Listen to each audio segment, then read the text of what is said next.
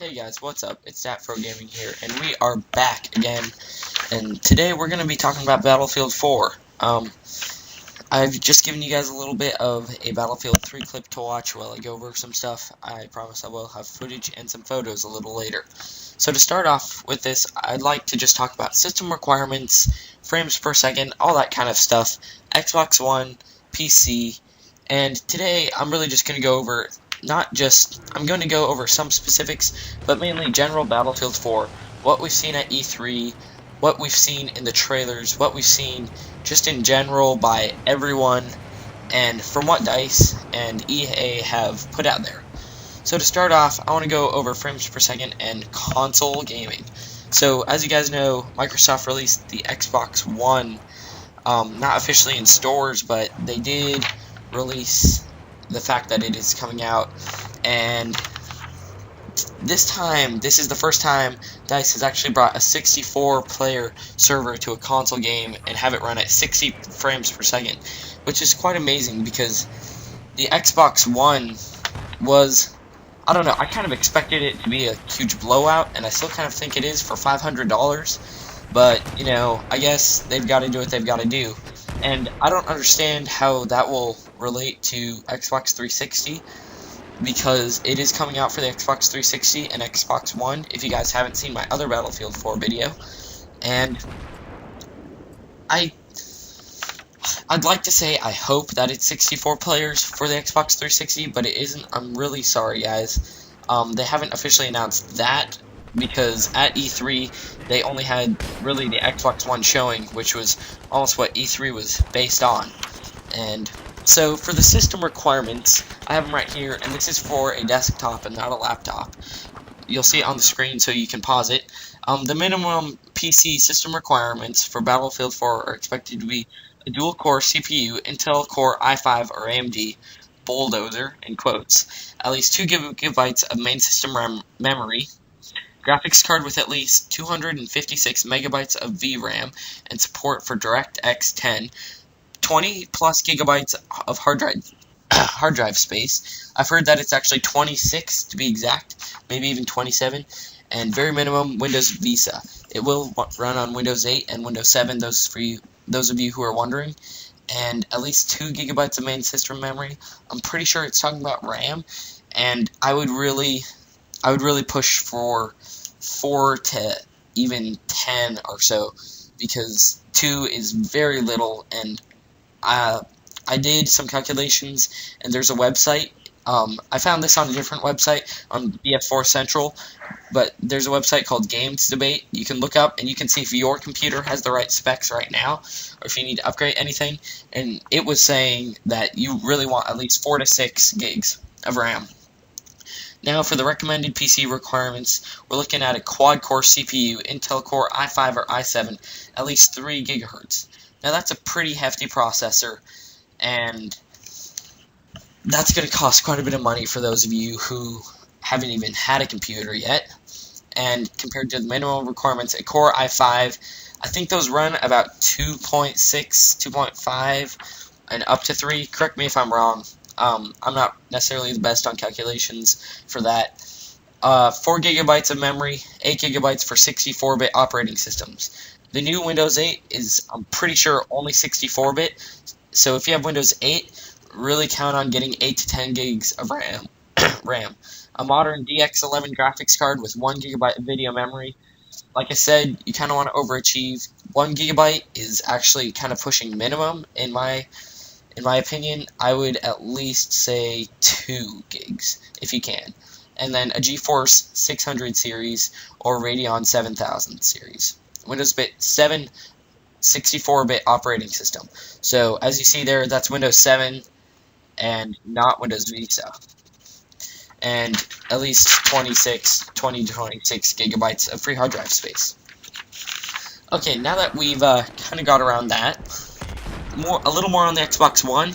It is expected to run 60 frames, I believe, no matter what on any game, and they've kind of copied the PlayStation. And now on the controller, if you guys don't know what Twitch is an app, and it's an online thing for your PC. You can watch someone play. It's a live stream, and people leave comments. It's kind of cool, but only if they're actually good and they know how to use it. Well, now the Xbox One is adding on a Twitch button onto the controller, so you can just like start and play no matter what, which is just what everyone needs, a bunch of amateurs recording. So now more on Battlefield 4. From E3, from what we've seen, it does have the same class system, as in Recon, Support, Engineer, and Assault, and each one is fairly the same, except for there is one change. I don't know if it's completely definite, or if it's just rumor, or if it actually is there, but the Recon is going to actually have the C4 and explosives instead of support. So they're kind of going back to their old Battlefield ways in Battlefield Bad Company 2 and in regular Battlefield 2. So I don't really know how that's going to play out. I like the idea of Recon having explosives, but I think the whole point of support was for explosives, and I think that if the support doesn't have them, I'm not really sure what they're going to put in place of the support. I think last time, I can't remember what the support had last time, so if you guys can remember, just leave a comment. You can help me out on that. And now I'm going to do a couple comparing things from E3 that are being seen from Battlefield 3 to Battlefield 4. As you can see up on the screen, the RPGs, my friend said that they completely nerfed it because he read this forum, but I really beg to differ, because if you look in this video, Battlefield 3 will be on the left and Battlefield 4 will be on the right. The RPG in Battlefield 3, as we all know, it moves super, super slowly, and it has a ton of bullet drop. Just a ton. And it was a real pain to rocket snipe. And even the damage, like, if you were to hit someone at point blank, only a guaranteed hit would be a guaranteed kill. Like, sometimes it wouldn't even calculate as a kill, even if you hit them, like, and the object that you hit was a foot away from them. So it was really, really picky and kind of glitchy on that standpoint. Now it is bullet travel time, and that's a huge difference. I think that's more realistic, and now there's not as much bullet drop, or rocket drop, if you want to say. So now rocket sniping will be a lot easier for those of you who are all into that. Although I kind of think Battlefield 4, I think DICE, the first gun or weapon they're going to nerf is going to be the RPG. Because if you look in some gameplay here, it is extremely overpowered.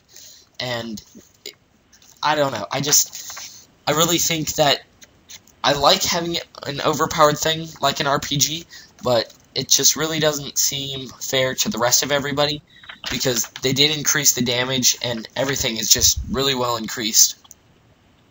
Anyways, for the snipers, the comparison, I kind of thought, as you can see in this video, this was some E3 footage. The scoping, like for instance, you know how when you're walking around and you have that giant 8x zoom scope and then the 12x, it's actually a little smaller? Well, this time, I think this was the 12, it was either the 12 or the 8, I know that, it wasn't a 7. But it is extremely small, kind of like in Black Ops 2. So I don't know. I think that's kind of unrealistic in my perspective. But now the snipers, from everything I've seen, it's pretty much a one-hit kill almost no matter what. Like, they really, really increased the bullet damage on the sniper rifles, and I'm not really sure if this is going to be the last sniper you unlock, or if this is the first sniper you unlock. But either way, it does look like they increased the damage, and for those of you Recon pros, you can expect to have better sniper rifles. I'd like to talk about some vehicle comparisons. As you can see in this clip, this guy did come across another vehicle. It did look like the M1 Abraham or the T90. I'm not really sure. I'm pretty sure the M1 Abraham is the US side, and in this case we were playing on the US side. So, anyways, he came across a vehicle a lot like that. So, from what we've seen, it looks like Battlefield 4 DICE has decided to keep the old vehicles and not really completely overdo. I don't know if the vehicles are going to be more overpowered or anything. It looks like they're not going to completely make all the maps vehicle torn and someone in a vehicle can completely own, but they are making it a lot more different in terms of interface, I believe, for the vehicles, because I've noticed with Battlefield 4 they have made they've made everything a lot more picky, if you'd like to say. Anyways, one thing that we've all been looking forward to is the explosion in the maps with the new Frostbite 3. They've been allowed to do so much more. Everything, it literally almost looks like real life. If you look, Frostbite 3 has allowed them a lot more explosions and a lot more freedom. For instance, in multiplayer, as you see in these two clips here, this is actually going to be in any multiplayer game. There's one building that we saw, and if you just shell it with RPGs, grenades, tanks, or whatever, it will fall down in the multiplayer. And I don't believe it has to be strategically destroyed. I think, like, it's not something where if you plant C4 on every support, then it'll blow up. I think it's more or less just completely go all out. And it's going to take a lot more than just like one or two pieces of C4. Like, the building's fairly stable, but if you can get enough guys, yeah, you can take it down. It's a lot more strategic in terms of positioning. For instance, C, the objective C, it's actually on top of that one building that you can blow up, which is great, except for the fact that if that building does blow up and you're unfortunate enough to be on top of it, yeah, you're going to die.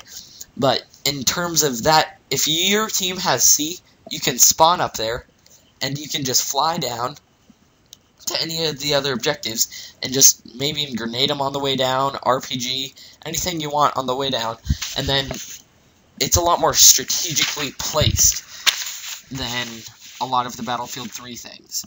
Anyways, that pretty much wraps up my Battlefield 4 summary. This is everything recent and up to date. The E3 conference is still going on now. Actually, I believe it just ended yesterday. But all this stuff is fresh from, I think it was Monday or Tuesday. So, thanks guys. Check out the links in the description from the Battlefield 3 versus Battlefield 4 and my other things. Make sure you subscribe.